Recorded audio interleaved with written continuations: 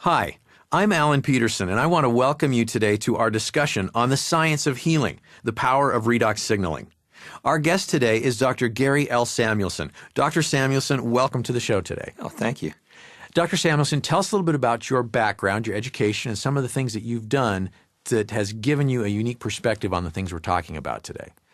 Well, I've always been interested in health in this perspective of how science can be used then to an understanding of our health processes. But I'm a physicist. I'm an atomic physicist. I have a PhD in atomic/medical physics. And so I deal with health issues a little bit differently. I look at them on the atomic level, how atoms interact and how molecules interact and how this knowledge and understanding then can help us understand what's taking place inside our body. Now, Dr. Samuelson, I know that you're not going to say some of these things. You're going to be entirely too modest today. There are some things that I would like to tell our audience and let them know about you. First of all, as you said, Dr. Samuelson, he was awarded his PhD in atomic and medical physics from the University of Utah. Additionally, he has received the American Association of Physics Teachers Award for teaching excellence. And his work is now as an independent science consultant to help bridge the gap between promising emerging technologies and commercialization efforts in the health science field. He has worked on stabilizing nanoparticle structures integral to several promising technologies. And Dr. Samuelson was the first to discover stable redox signaling complexes that are now being studied worldwide, and he's also helped to further stabilize them. Dr. Samuelson is also devoted to advancing the science behind such promising technologies to the highest extent possible.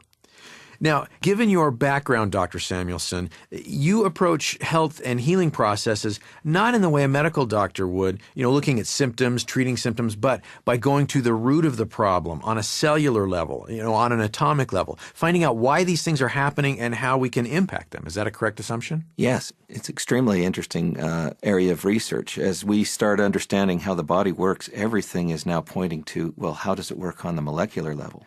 Because our bodies are made of cells, and the cells are made of molecules and DNA and other things that we're familiar with. But how do these little molecules and micromachines actually interact, how they work to make us a living creature? That's exciting. When you were a kid, what were some of the experiences that you had that kind of told you, you know what, this is what I like, this is what I enjoy, and this is what I'm good at? Oh, this is crazy. I was a really strange kid. Whenever I would take a road trip, I'd stare out the window and say, well, why is the sky blue? Why are the mountains there? Why? I'd look at plants and animals and all living things on the earth and say, well, how in the world do these things work? And I'd cut a little blade of grass off and think, and watch it grow back over time. I said, my goodness, how does it know exactly how to grow back into that structure and form? So I was always fascinated with that sort of thing all throughout my life. Now, today in society, there are a lot of problems, and few things are getting as much attention these days as healthcare and the healthcare industry.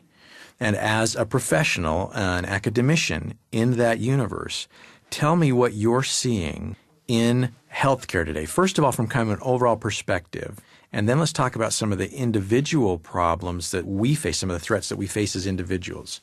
As a scientist and studying the body, you realize that there are certain physical laws that apply to how you function.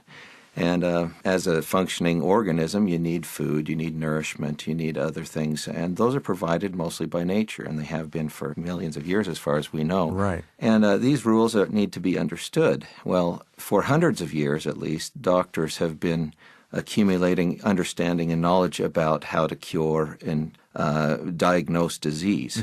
What do we do when something gets sick? Sure. And that is a wonderful pursuit because, of course, you get a lot of information along the way. And we do medical research and we try to understand. Now we're to the point, however, where we can understand on a cellular level, on a more basic level, why we get sick. So we're not trying to treat symptoms or trying to treat the outcome of the sickness. We're trying to understand, what is causing the sickness and what's happening there. So instead of just looking at the after effects, now we have the opportunities to go in and really understand what is causing things, where things are starting. Yeah, that's right. And we have science to back it up. Right. Lots of science. And interestingly enough, the medical industry is not really catching up to that point. So as I look at it, we've become exceedingly good at diagnosing disease, understanding what we have. We categorize it. We can say, you have such and such a thing. And then we're also very good at using medical knowledge up to this date in order to solve that problem. And if you look into the research that's being done in the medical field, you can also see that we are making great strides, I should say, to understand how the body works and what the mechanisms are behind the body, and how we can use that information and knowledge then to our benefit. But to this point, the healthcare system really looks to me like a sick care system. You're reacting to a problem, and without understanding quite why we developed this problem. Yeah, tell us about that sick care system. Well, talking about the cost of the healthcare system here in the United States, currently we spend about 16% of our GMP on healthcare. That's a huge number. You think of that as, for example, in relationship to our defense spending, which is about 6%. No other industrialized nation on the earth spends more than about 10% of their gross national product on healthcare. So that 6% extra could actually cover the national defense budget. What are some of the other facts that concern you about the healthcare industry? Well, you think if you consider all the industrialized nations that we have, we're spending twice as much on healthcare than all of the others combined or averaged, especially the next 20 at least of the industrialized countries. Twice as much means that we should get twice the benefit, you'd think. And yet the World Health Organization and others that are evaluating healthcare in international settings have said that we're not even in the top 10. In fact, we're just barely making the top 20 as far as the quality of our healthcare is concerned. Our life expectancy is about the same as that of someone growing up in Mexico. Wow. And we don't even get to see the doctor that often because it's just too expensive. So our healthcare system, as far as taking care of our health, is falling way short of the mark. So we have a system that, if we can afford it, takes care of us when we're sick, but is not contributing to keeping us healthy. Is that correct? That's correct. It's not preventative. It's actually a reactive sort of a healthcare system. Well, if that's the case, then how do we provide for us? How do we get good health care? The greatest asset I think that we have toward good health care is knowledge. It's education. Understanding how our body works and the mechanisms that create health in our body, and then using that knowledge and applying it then to improving our health, improving our quality of life. Well, do you know what I like about this is the fact that that means that I can do something about my health care. Anyone who's listening to us can take the responsibility and educate themselves. We can gain knowledge ourselves. We have lots of resources that allow us to do that. So I think it's important to note that maybe the first line of defense or the first responsibility for our own health care is ourselves. It rests with us. And that's very empowering because I can do something about that. When you talk about knowledge, you have some knowledge that you need to share with us. Please go ahead and tell us what we could see inside of a cell. Well, I like to think of it in this way. If you were a diver and you could then shrink yourself down to about the size of a virus, and you'd see the cell as about the size of a large swimming pool. And you could then dive into the cell and look what's going on. So let's do that. That's a lot of fun. Okay, excellent. On the outside of the cell, there are little receptors. I call them mailboxes. They allow food and nourishment to get into the cells and then the waste products to get out. We could dive through one of those. So there are these passageways as we dive into the cell, these receptors, that not only will we go back and forth, but all of the materials that a cell needs can come back and forth through those, and any waste products can exit through those receptors, correct? That's right. That's the only way to get in. Okay. Or out for most things. And so let's dive into our cell. And the thing that would strike us probably at the very beginning is just the activity, the scope of activity that's taking place. So it's not just a calm, tranquil environment. There's a lot going on. Oh, it's a metropolis of activity. Well, if you peer inside the nucleus, you'll see strands of DNA. And those, again, are the instructions sets that allow everything to happen. Now, whenever the DNA button is pushed or a gene is activated, it'll send out RNA messengers that will tell these micromachines what to do on the outside. So you'll see all these messengers coming out. So the DNA is really kind of the master controller and sends the signals out to tell the cell and these messengers what to do to continue these processes that are going on in the cell. Is that right? Well, even more than that. Okay. It's actually the architect. It has all the instructions to build these little micromachines that do the work inside the cell. Wow. So you'll see things called ribosomes, and the messengers will go inside the ribosomes and will create the proteins that the cell then uses. Proteins are micromachines that the cell uses to carry on processes of life. So it actually creates these little guys, and then when they're no longer needed, it has enzymes that tear them apart into their components, and then the nuclear message comes again to create some more. It's like putting together Legos almost. Huh. Right? So we've got builders and recyclers. Yeah. That are building up the materials that our cells need, and then when they're done, there are these little micromachines that tear it all down and recycle it so it can be used again for other processes. That's right. And they're all fueled by the fuel that comes from the mitochondria. So they fuel themselves, they regulate themselves, they build themselves up, they do their job, and when they're no longer needed, they take themselves apart. Just amazing. Now, tell us a little bit more about how these messages get from the nucleus to the other places in the cell that they need to be. Well, as you probably could understand, on this whole bustling metropolis, there needs to be signals being passed and forth. They need to coordinate their efforts. Right. And so they're signaling molecules. There's molecules in the environment that are created in order to make sure that everything is coordinated and orchestrated correctly inside the cell. It's actually the secret of life. As the homeostatic balance basically means that at the same rate as these things are created, they're taken apart. So, and that's very important. You know, in business, they use that model too. You've got to ship out your product as fast as it's being created. Yeah, or you create backlogs and problems inside your business. Exactly. And so if you're a good manager in your business, you'll realize that there's an inventory problem if things start building up or things then are deficient. And the DNA guy, the nuclear guy that's pushing all the genetic buttons, he uses that information then to make changes inside the cell. So if there's an imbalance, that tells him that something is out of whack, and then that allows these processes to focus on what's going wrong and to try and reestablish balance. Is that correct? That's right. He knows which buttons to push depending on the imbalances he finds in the environment. You're inside these fluids swimming around, and now we're going kind of back into this image. Mm-hmm. The question you might want to ask is, well, what am I swimming in?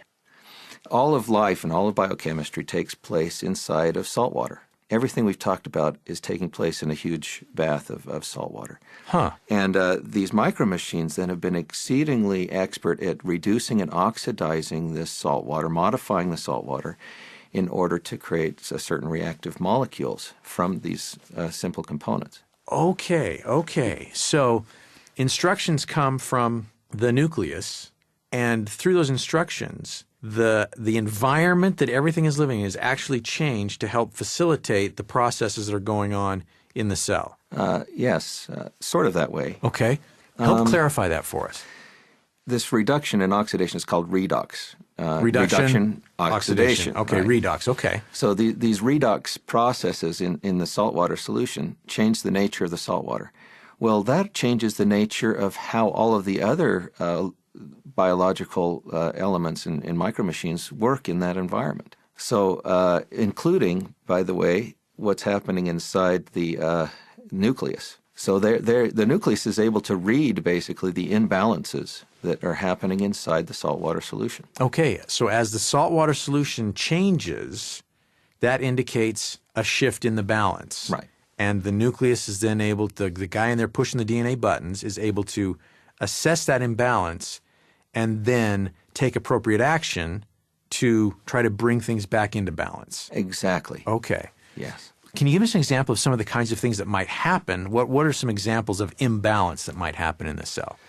Well, yes, the cell, if we're talking about redox signaling molecules, the imbalance in redox signaling molecules are often caused by a disruption of the cell of some sort, a damage. For example, if the cell were to be attacked by bacteria, for example, it would start causing damage and disrupting all of these complex interactive processes. Now, that kind of makes its way down into the metabolism of sugars, and the mitochondria then start to produce an imbalance. Mitochondria, by the way, are the organelles that produce most of the redox signaling molecules that are found in the body. Okay. They're sort of the hub of this network of communication inside the cells, and we'll talk about between the cells a little later, too. Anyway, so the mitochondria start pumping out more of the oxidants. Well, let's talk about this process of oxidizing. Let's make sure we explain that very clearly for our audience so they know what is happening when you talk about oxidizing. What is happening in this environment when you talk about an oxidative process occurring? Yeah, oxidants are very, very potent molecules. They're very reactive. They'll cause damage to almost everything that they run into, including, let's say, the nucleus. I know I've heard people explain it like oxidation. You can see it in rust on metal and things like that. I mean, that's kind of a very rough picture. Sure. But inside the cell, you'd think of it as a little molecular shark that's going around and really destroying some of the structures that you'd see inside the cell. So the oxidants can negatively impact and destroy the structures in the cell, correct? But do they have any positive value? I have to believe they've got some positive value or they wouldn't be there in the first place. That's right. And now we're starting to talk a little bit about antioxidants and reductants. And we've heard about antioxidants. That's kind of a buzzword in the health industry now, and we all want more antioxidants. Right. What are the antioxidants? Well, the antioxidants are micro machines that were created by the nucleus that have one specific purpose. They want to eliminate the oxidants that are naturally produced in salt water. Antioxidants then take the reductants and oxidants that they find in their environment and then combine them in a catalytic process to eliminate the oxidants. So the oxidants and reductants are being created by the mitochondria. They're floating around in the saltwater solution that we're swimming in. And then they encounter antioxidants, and antioxidants then eliminate them. So this is where we've got homeostatic balance. You know, the mitochondria creates it as fast as the antioxidants are able to absorb it and eliminate it. So that keeps that balance. That's right. Okay. In healthy cells, this is happening all the time. So oxidants are not bad per se. In fact, if we were to take the oxidants away, we'd suffer some grave circumstances. What are some of the things that might happen if we didn't have oxidants? Well, as I mentioned, these oxidants are used as a signaling network. So when the cell is attacked by a bacteria or undergoes a challenge, it starts to build up oxidants. And those oxidants then are the signal or messenger to the nucleus that something is wrong. So what does the nucleus guy do? He tries to fix a problem. He pushes the genes that are necessary to repair whatever problem caused oxidation in the cell. So they're almost like the gauge, the barometer of the balance in the cell. Exactly. Okay. We call them redox signaling molecules just for that. They signal the cell that something is wrong and then allow the cell to repair itself. Well, how critical then are these redox molecules? Well, they're fundamental to all life. When we're talking about not only cells inside our body, but in plants and animals, lower forms of life. Every form of life that exists on the planet has learned to use redox signaling to help understand how to repair, detect damage, repair, and replace damaged cells. Now, even I have heard about things like antioxidants and oxidants and those kinds of things. Why haven't I heard much about redox signaling molecules? Oh, it's a new science. Huh. I mean, I'm here actually because I started to look into the science. It's only about 9 years old, and realized that it was very fundamental to all life processes. Well, this knowledge is fundamental to all life, and the knowledge of how redox signaling works is fundamental to all life. So there's an impetus. There's a reason why we should study this. And since its inception now, there have been hundreds now of articles every month published. Now, these are science, peer-reviewed articles every month that are published on redox signaling. So this isn't just people who are interested in the healthcare industry and are out doing a little research on the web. No. These are scientific studies based in our well-established research institutions around the country, correct? That's right. Scientists that have actually dedicated their whole life to understanding these processes. And these 100 papers, by the way, that are being written a month, they represent about 3 months of research for each paper. So we're talking about 300 months of research. So tell us what you've learned. What are some of the most fascinating things that you have learned about these molecules? Probably the most interesting thing that you learn about these molecules is that they're responsible for the process of healing and immune response inside the body. We talked a little bit about how the body detects a problem, or how a cell detects a problem. Now, the body is made out of networks of trillions, in fact, 50 to 100 trillion cells inside your body. And all of these cells then need to be able to talk to one another.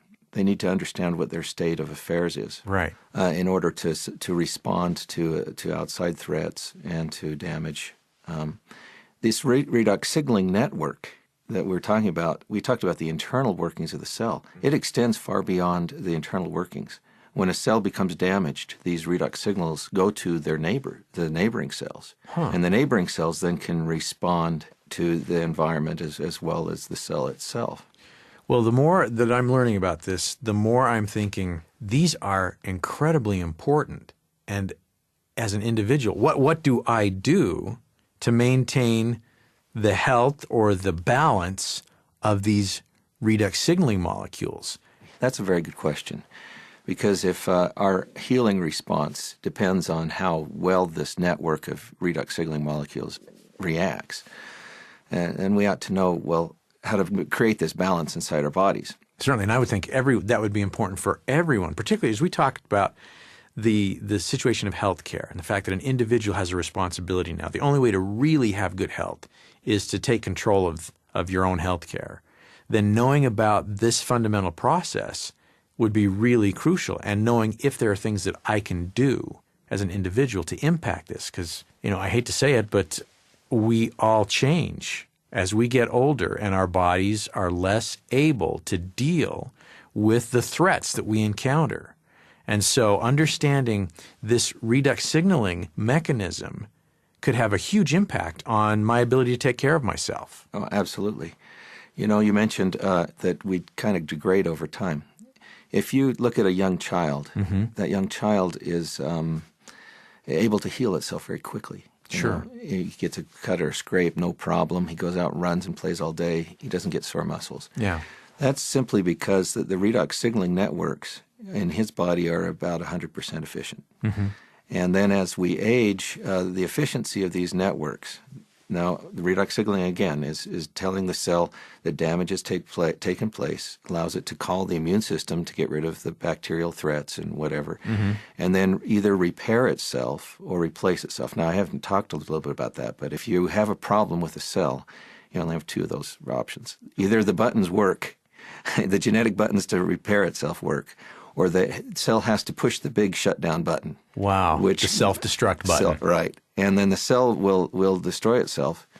And that's not a problem, because there are many cells in the environment, and they'll realize the cell is gone, that their neighbors are missing, and they divide and they take the place, and the tissues, rather, have been repaired. So there's not only this recycling process going on inside the cells that we talked about, but also between the cells. Yes. They're recycling and dividing and growing and filling those gaps, and when one is destroyed, another one fills in.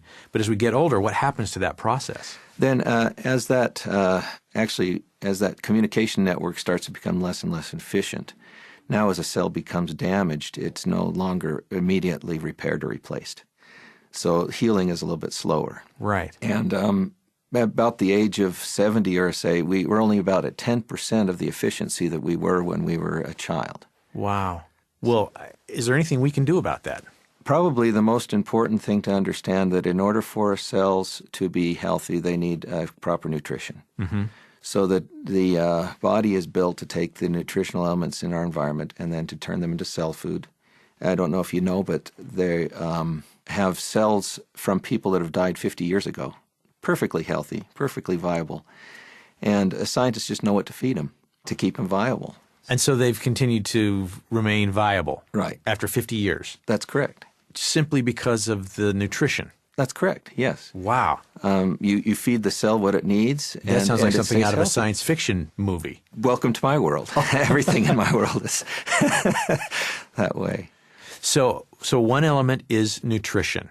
And there's a lot of information out there today about nutrition and what a healthy diet looks like. What are some other things that you see have an impact on the cells or on this redox signaling that we can do to have an impact on it? Okay. Believe it or not, the redox signaling, the balance, equilibrium in our body can be affected by our mind. So a positive mental attitude can physically, measurably make a difference in the levels of redox signaling molecules in our body. Okay, so we've got good nutrition, positive mental attitude. What are some other things? I've been involved in a discovery of sorts. Now, here's the idea. Suppose now we have redox signaling molecules that we can infuse into the tissues of our body. What would we expect to happen then if they become unbalanced, for example? Can we actually help them become more efficient in restoring the balance? Basically, accelerating the healing process. Okay. So if these guys hold all of the keys to the buttons that regulate the healing process, can we then infuse these into our tissues and cells and control or maybe accelerate the healing process that's taking place? Now, would that be a benefit? Of course. Oh, absolutely. In fact, would it be a benefit to all the systems of our body? Of course. Certainly, sounds like. There's no place. That's almost obvious, even for a guy like me with no chemistry background. From what you've told me, yes, absolutely, that would be of benefit. Okay, well, let's then talk about where you see the potential applications for this redox signaling science. Well, there are just a broad variety of areas. In fact, all areas of medical science certainly could benefit from this technology. There isn't a system in the body. Let's take mental health, for example. Neurodegenerative disorders such as Parkinson's disease, Alzheimer's disease, dementia. It's going to affect us one way or another as we age. And so keeping these cells alive and healthy and well and defending themselves and replacing themselves, et cetera, absolutely essential to countering the effects of the degeneration in our brains. Now, this can apply to cardiovascular systems. Give us an example of how it could impact cardiovascular system. Redox signaling, of course, affects the healing process. If you allow something to remain unhealed, then you build up a condition called oxidative stress, which is an excess amount of oxidants in the environment. So oxidative stress then sends these oxidants into the bloodstream. Okay. That, of course, can cause damage in and of itself. But immune cells then respond to that signal. So they get that signal that says there's oxidative stress, and then the immune cells respond. Right. And I don't know if you know this, but your immune cells are inside your blood, kind of rolling along the inside of the blood vessel. When they come to a place where they see there's oxidative stress, they'll actually seep out of the blood vessel and into the stressed tissue. So that signal of oxidative stress causes the reactions of various cells in our body, and they almost follow that signal, almost like a trail, to the place of damage or impact. That's correct. Now, if the cells have not healed themselves, they got rid of the initial problem, but the oxidative stress hasn't gone away, then these immune cells start to build up. And this happens to be what causes hard plaques to build up in our arteries and such, atherosclerosis. And a lot of heart disease can be caused because of chronic oxidative stress that's causing these sort of things to happen in our blood vessels. Okay, so neurological issues, cardiovascular issues, what else? And we could probably be here, like you said, all day, because earlier you talked about the fact that these redox signaling messengers are pervasive. They're everywhere. They're in every cell. So if we can impact what's happening with those, we can theoretically then impact every cell in our body, correct? That's correct. That's extraordinary. That's extraordinary. That's the power of this technology. It isn't specific to any system or part of the body. It's actually universal. It is a comprehensive way to impact our own health. That's correct. What are some other areas that you feel are going to be impacted by this research on redox signaling? Well, redox signaling is so general that it can almost impact every area of science. Now, I didn't mention this before, but redox signaling messengers actually form the weapon of choice of the immune system. So let's look at infectious disease. How does the body kill bacteria? Well, what does it use? It uses redox signaling molecules, which are actually antimicrobial. They kill bacteria. And yet, those same substances are easily handled by our healthy tissue. I mean, obviously the immune system can't use something that'll destroy our healthy tissue. Right. So why don't we look into these sort of redox signaling compounds that are antimicrobial and also can preserve healthy tissue? Now, that's a remarkable thing. And we're talking about penicillin type thing here because, we have something that's non-toxic that the body already uses. It's native to us. And yet it can be used to counter almost all of the microbes and things that challenge us in our environment, including the resistant strains. Well, and you talk about in your book the fact, and use the example of penicillin as this new platform that created almost a cascade effect on other drugs, other treatments that impacted our health. Is redox signaling research similar? Is it a new platform? Absolutely. When we're talking about a platform, well, what are we talking about? Penicillin is a non-toxic agent that is able to kill bacteria. Is that it? Yeah, that's pretty much it. And so we can take it inside our body and it'll kill bacteria, but it won't harm our healthy cells.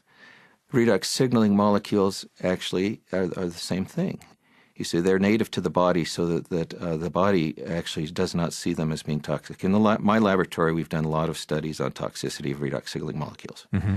And I found that if you balance them correctly, there's absolutely no toxicity at all, zero toxicity in any of the systems of the body, in any of the tissues of the body. In fact, the cells are smiling at us under the microscope. So potentially no side effects of any kind. That's right, if you do it right, if you're able to do this right, yeah. So you can see now almost an unlimited potential. So what can we affect? Well, my wife was cutting vegetables one day, and she cut her finger. Mm-hmm. And I was working with the redox signaling compounds, and so I thought, I guess it's time. Get to experiment on my wife. Yeah. It was bleeding. It was about a 4-millimeter cut. It was, couldn't be stopped. And so I said, honey, would you put your finger in this compound? I poured her a little glass, and she put her finger in, and the bleeding stopped immediately.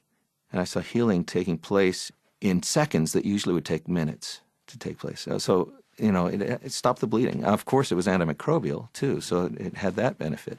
It was soothing.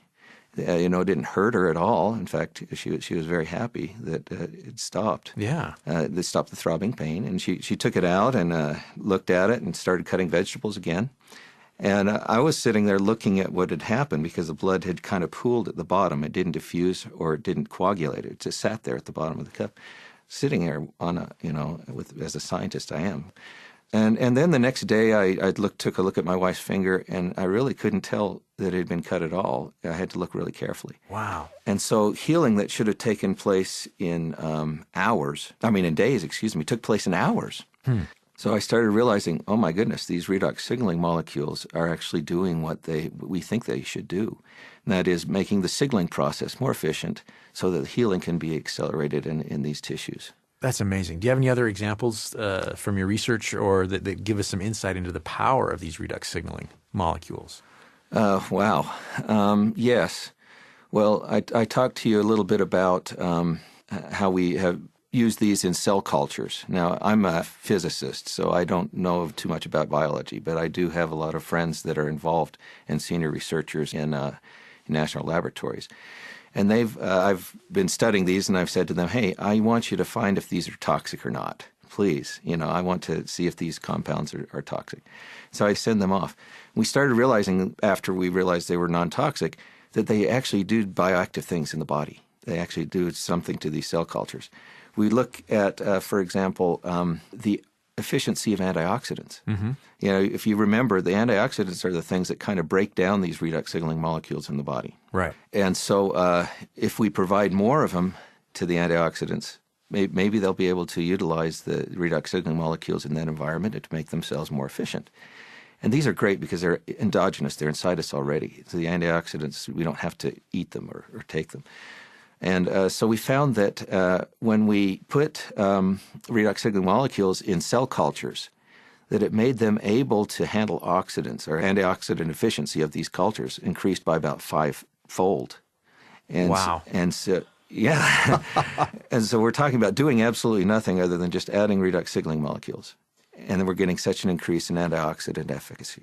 Are there times, as you see these examples and you continue your work, that it's even hard for you to believe what you're discovering? Every day. Every day I'm reading these hundreds of peer-reviewed articles seeing what redox signaling does in the body. And I'm saying to myself, my goodness, if only 10% of this plays out, it'll be the greatest discovery in medical science that has ever taken place on the earth. It seems almost miraculous. There's part of it seems almost too good to be true. But you're seeing it every day with your own eyes. Yes. Amazing. Amazing. Let me ask you, is work being done to provide that redox signaling supplement? Yes. I've worked at this. I'm an atomic physicist, so I'm at a very good vantage for this because I deal with atoms and I deal with stabilization of nanoparticles and such. So I've dealt with these sort of problems before on a theoretical basis. So redox signaling molecules, well, it's just another one. And so we've been able to stabilize these redox signaling molecules to have half-lives of 2 years instead of, just a So not milliseconds. Right.